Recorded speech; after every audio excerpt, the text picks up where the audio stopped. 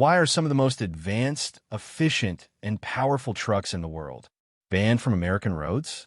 Scania Trucks, icons of European engineering, respected by fleet owners, drivers, and mechanics worldwide, are nowhere to be found in the U.S. That's not a coincidence. It's not a business decision. It's not a matter of taste. It's something deeper, stranger, and yes, deliberate. Stay with me, because by the end of this video, you'll discover the one surprising reason these European giants are kept out of the American transportation industry, and why that may never change. But fair warning, this truth, it's one America doesn't like to talk about. Clapperboard, cut TO, title screen. Why Scania trucks are illegal on U.S. roads. United States prohibited. Clapperboard, Act 2. The truth unfolds, 1:15 to 6:30. Visual. Map of Europe, zoom in on Scania factory in Sweden, montage of truck testing, engine shots. Studio microphone, narrator. Scania, founded in 1891 in Sweden, builds some of the most efficient diesel trucks on the planet. They're known for incredible fuel economy, modular engineering, think Lego for truck parts, and innovative safety features way ahead of their time. In fact, many of Scania's innovations, like adaptive cruise control and autonomous platooning, have been in use years before U.S. manufacturers even began testing them. But if Scania trucks are so advanced, why don't you see even one cruising down an American interstate? Here's where it gets interesting. Visual, American highway. Empty Scania lane fades in red. Studio microphone, narrator. Let's start with the basics.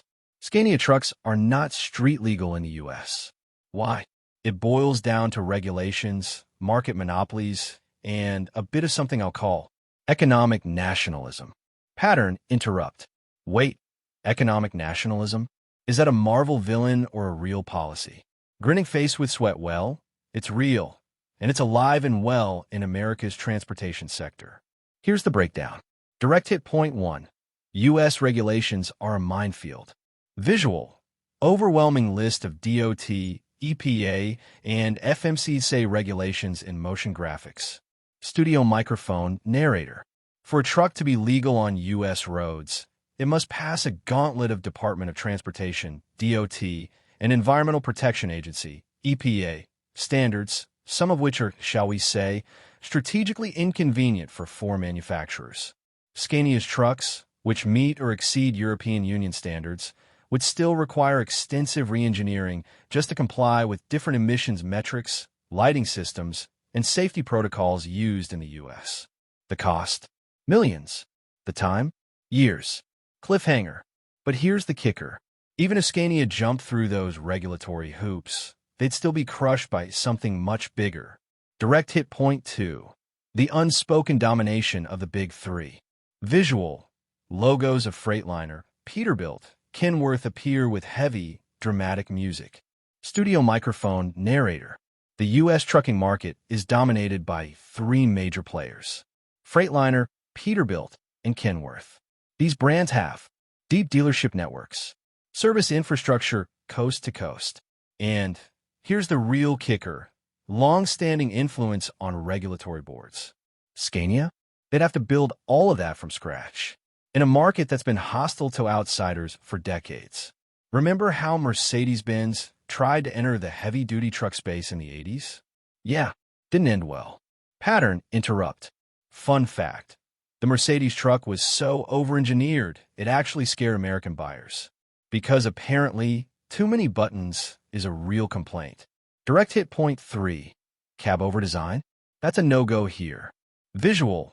Side-by-side comparison of U.S. long-nose truck versus European cab over Scania. Studio microphone, narrator. One major visual difference you've probably noticed. Scania trucks use a cab-over design. That's where the cab sits over the engine, common in Europe thanks to tighter roads. But in America, we like our trucks like we like our steaks, long, loud, and nose-heavy. U.S. regulations actually favor long-nose conventional cabs due to front impact safety standards and a little thing called driver culture. Scania could redesign their entire fleet for U.S. tastes. But again, at what cost? Clapperboard, Act 3. The Bigger Picture Plus Twist, 6:30 to 9 o'clock. Studio microphone, narrator. Here's the twist.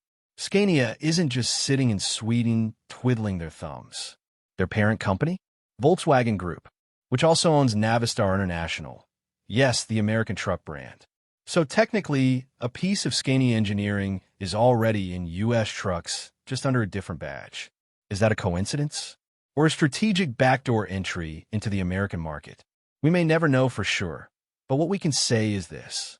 The trucks Americans drive are shaped not just by innovation, but by laws, loyalties, and legacy brands guarding their turf. Clapperboard. Final cliffhanger plus call to action, 9 to 10 o'clock. Studio microphone, narrator.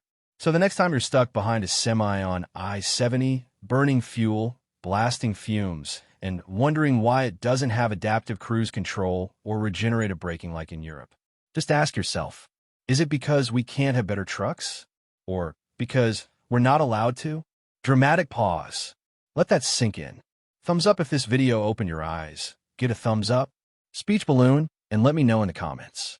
Would you drive a Scania if it were legal in the US? Or is there something about the American truck that just hits different? Bell subscribe for more truths the industry won't tell you. And until next time, drive safe and stay curious.